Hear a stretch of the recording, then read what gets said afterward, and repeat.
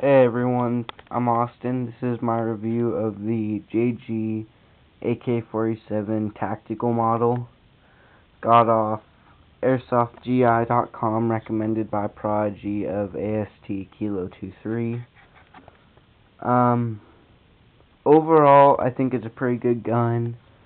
It comes with a few things which I don't have here right now. They're in other places, just scattered around. One of the main things is the winding key. It's a good tool, but it's kind of how do I put it? It's kind of useless during battle because it's gonna be hard to get in the hole and turn around a whole bunch of times. It's just easier to use the little winding wheel on the bottom. This is fully wound, so it's not very easy. But in town or just target practice, it's pretty easy. It's a pretty easy thing to do. You just put it in the hole, or Allen key works too. Turn it and winds the magazine. The wheel does the same effect.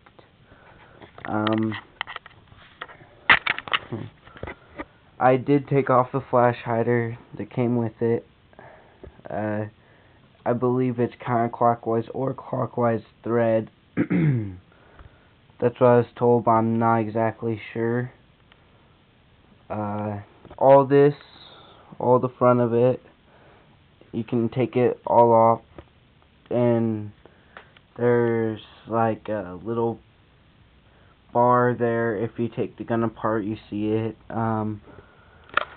I'll be showing that in later videos of this gun. This is my gun. I did buy it. Charging lever.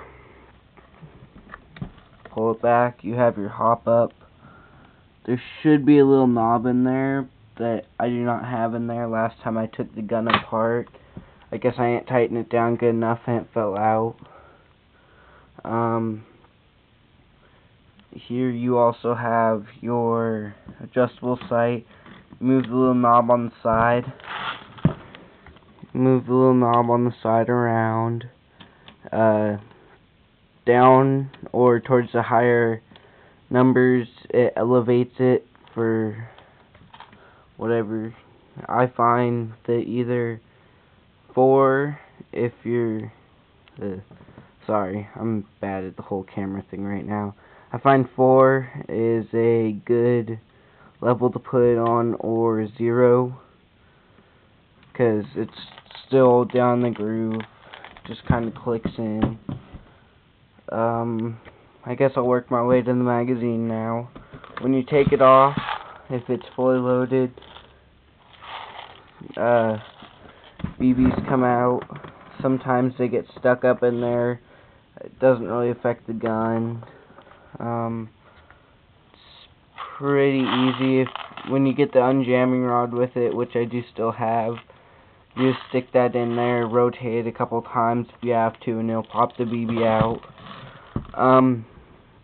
The magazine is a waffle style magazine, and it is plastic, if you can tell by the sound. 600 round high capacity magazine. I have some white BBs I bought. They're pretty good. I believe they're 2.5 or 0.25s. You just pop that open, you pour your BBs in. If you can see the little compartment there, I don't have a whole lot in there, so you can't see them. It's fully wound. To put it in, you just front first, click back, and sometimes it does that with mine. It's just because I fully wind it all the time. This is when the winding key comes in handy. You just wind it. Usually gotta be full like that, but whatever.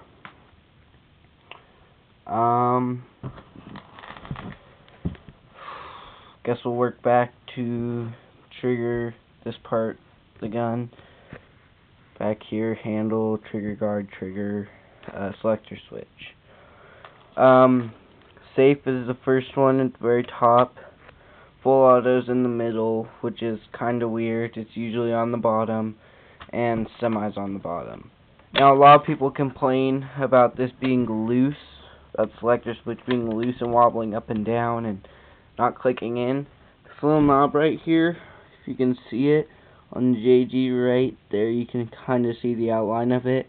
You pop that off with a flathead screwdriver. I might be able to do it with my thumb. Yeah, just a sec. Little knob, that's the inside of it so you can see it better. Two little pegs. There's a screw right there. It's a Phillips screw on mine, some of them are flathead.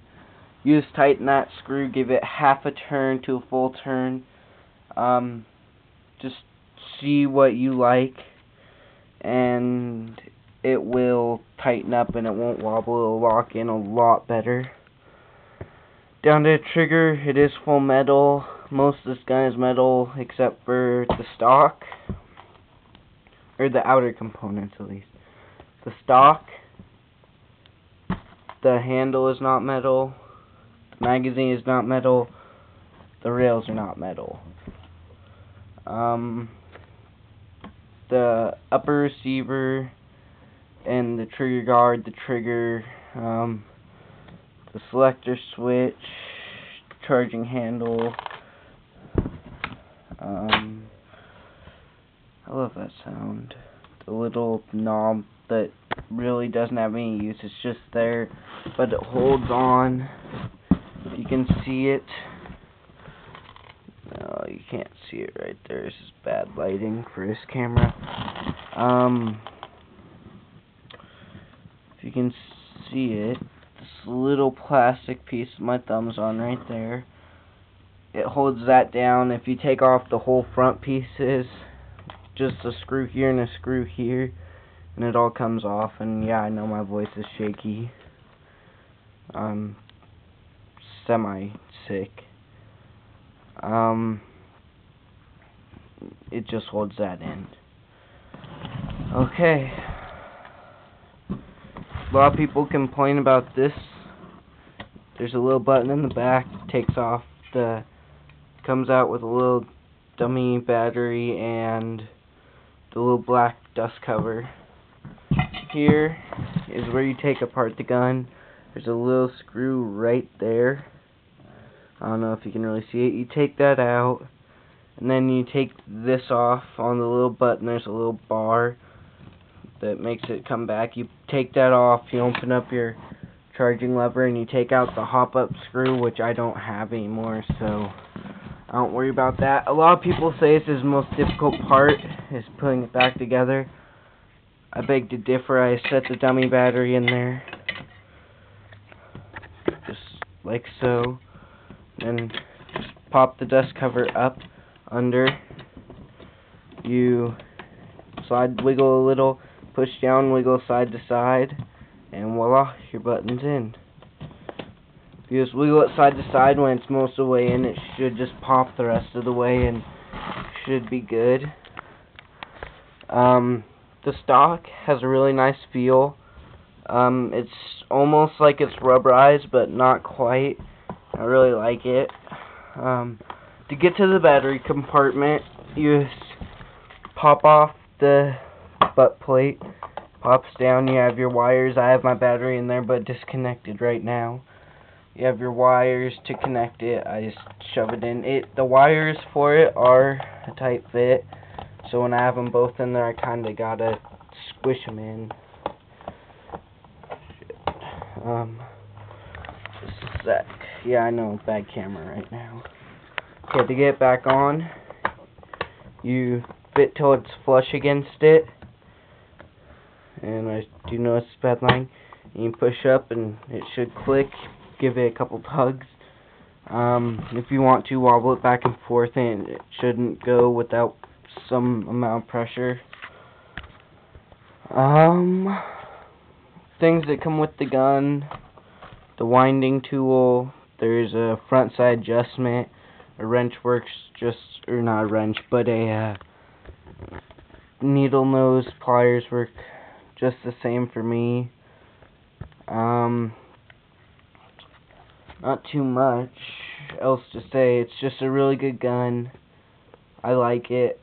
I recommend buying it, but don't buy it from Airsplat, they have really, really bad reviews, and a lot of friends I know who have gone through them for airsoft. My friend Jesse got a fucked up gun. Pardon my French. AST Kilo 23. If you go to his profile, he's got a lot of bad stuff.